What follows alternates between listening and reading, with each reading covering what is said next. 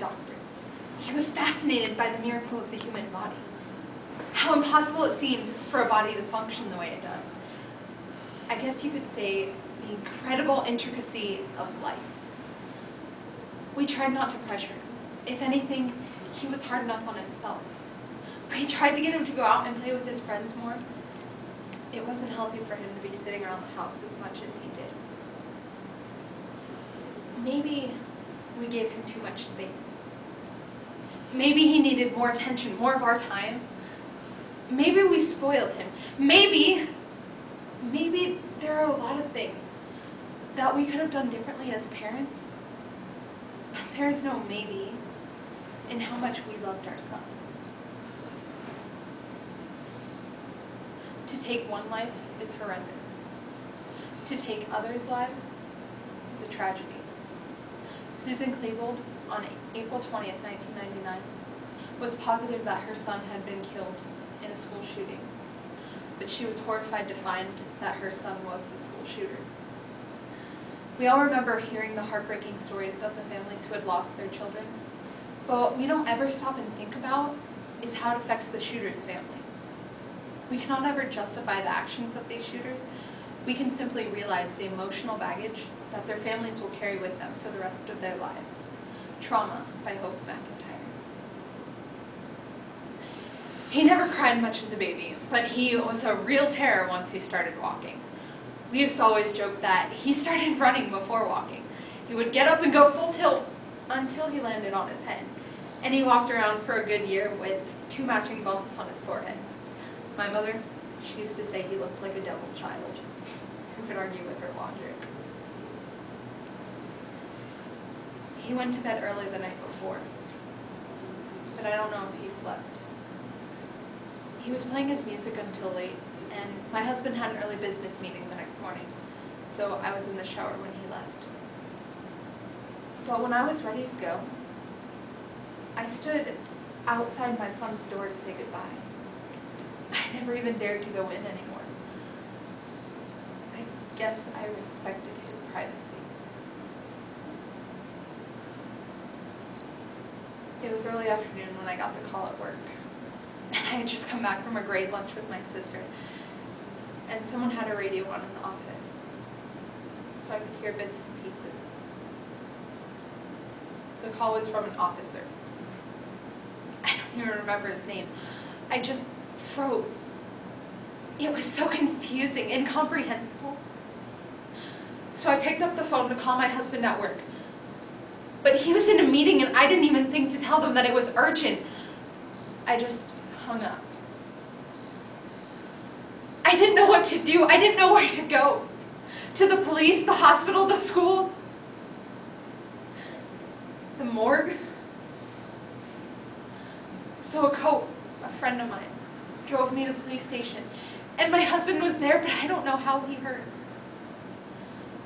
No one could tell us much at the time.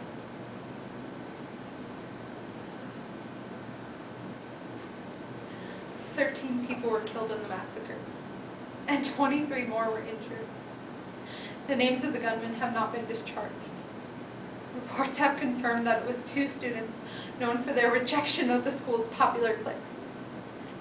And rumor has it that they were seeking revenge from peers who had treated them poorly in the past 2 years. Everyone wants to know the reason why. They put our house in the paper as if we didn't have a good enough home, and that's what drove him. They listed our professions, our backgrounds, everything. Because if they can find why it happened, then it won't happen again. Other parents can spot the warning signs and prevent it from happening. Maybe I'm blind, or maybe there are no warning signs. Maybe there is nothing at all. But what no one seems to understand is we lost a son too. No matter what he did, he was still my son. I also feel grief and the need to mourn, even if I can't understand why. What would make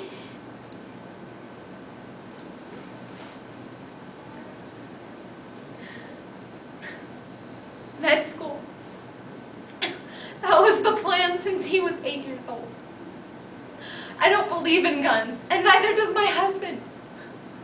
We even lobbied for stricter gun control.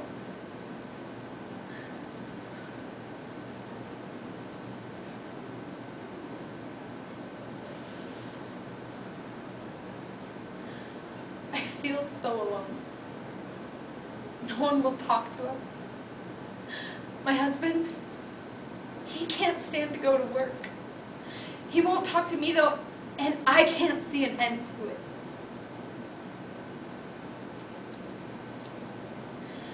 It was extremely difficult to find someone to speak at his service. So I did it myself. I talked about his 13th birthday when he asked us to donate his birthday money to cancer research in his name, because one day he would be doing that very research and he would want the money for it. And the minister was all right. He talked a lot about forgiveness and sheep straying from the flock. Now I know that it's been said before, but a mother shouldn't be burying her own son. It's not normal.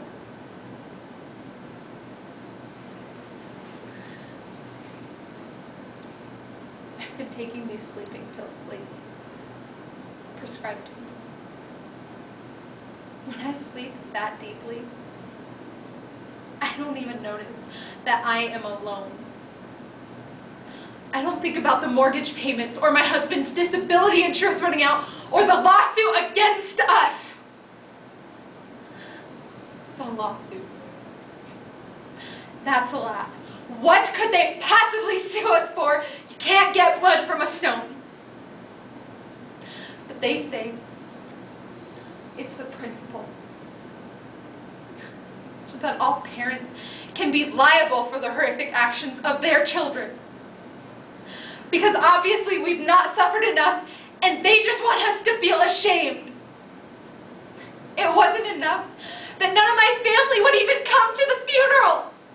They didn't want to be associated with a killer because that's all he is now.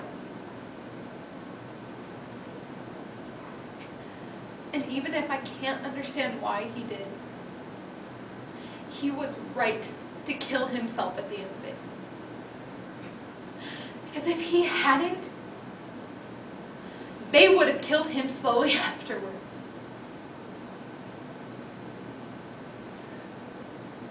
Look, he didn't shoot me or my husband. Obviously, we weren't such bad parents that he hated us.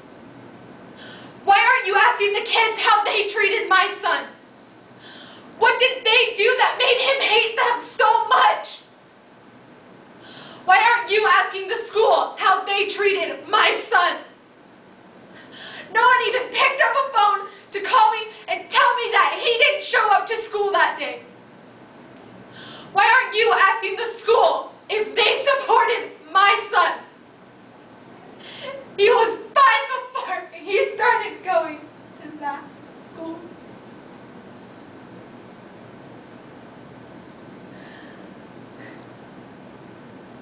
I have lost my son. I have lost part of my family. I've lost sleep tears and my peace of mind.